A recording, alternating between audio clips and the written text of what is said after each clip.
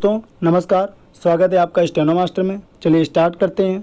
यह न्यूज़ से पेपर से लिया गया हुआ है। बहुत इंपॉर्टेंट आउटलाइंस मिलेंगी, आप लोग लिखिए और इसके बाद मुझसे पूछिए अगर समझ में नहीं आ रहा। चलिए स्टार्ट करते हैं। 5 4 3 2 1 रेडी।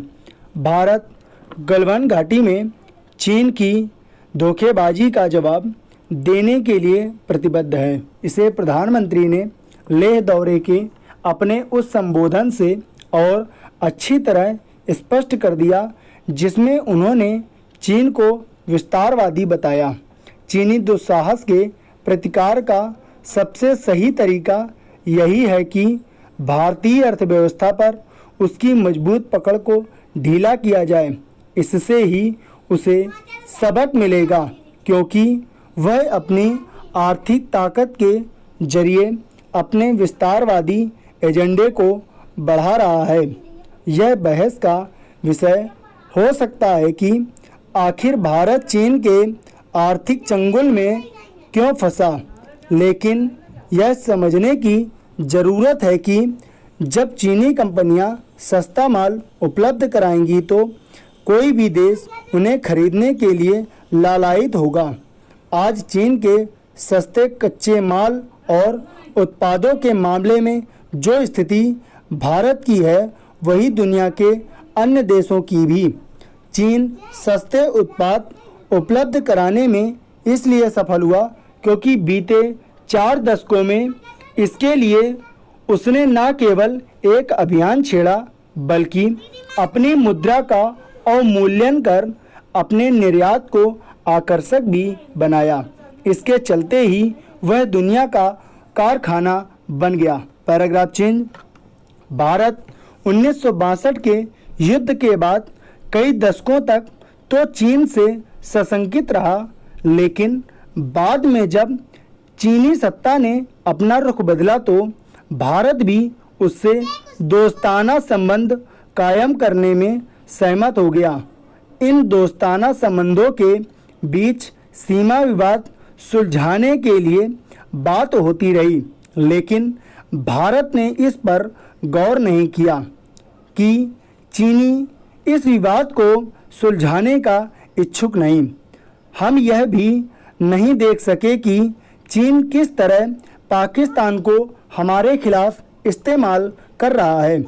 हम उसकी संवेदनशीलता की तब भी चिंता करते रहे जब वह अरुणाचल और कश्मीर को लेकर अपनी बदनीयती दिखाता रहा। पाकिस्तान के कब्जे वाले कश्मीर में गलियारे का निर्माण भी उसी बदनीयती का निर्माण है। तिब्बती धर्मगुरु दलाई लामा का भारत में शरण लेना चीन को नागवार गुजरा और वह अभी भी उनके प्रति आक्रामक हैं। अब जब चीन ने अपने विस्तारवादी इरादे खुलकर जाहिर कर दिए हैं, तब फिर इसके अलावा और कोई उपाय नहीं है कि भारत अपनी रणनीति बदले। इस बदली हुई रणनीति के तहत चीन के 59 ऐप पर पाबंदी लगाने के साथ उसकी कंपनियों को तमाम क्षेत्रों से बाहर किया जा रहा है। इसका चीन पर असर दिखने लगा है। उसने अपने ऐप पर पाबंदी के खिलाफ WTO जाने की धमकी दी है। इससे उसे कुछ हासिल होने वाला नहीं, क्योंकि वह खुद WTO के नियमों का उल्लंघन करता है। एक आंकड़े के अनुमान 59 चीनी ऐप पर पाबंदी से चीनी कंपनियों को अरबों रुपए की चोट पहुंच सकती है। तकनीकी के क्षेत्र में भारत में पैठ बनाने के उनके इरादों पर भी पानी फिरेगा। IT मंत्री रविशंकर प्रसाद ने सही कहा कि चीनी ऐप पर पाबंदी एक तरह की डिजिटल स्ट्राइक है। यह भी आवश्यक है कि चीन के खिलाफ विश्व स्तर पर जो आवाज़ बुलंद हो रही है, उसमें भारत अपना सुर मिलाए। वैसे भी विश्व समुदाय चीन से पहले ही खफा है, क्योंकि उसकी लापरवाही से ही कोविड-19 महामारी दुनिया भर में फैली।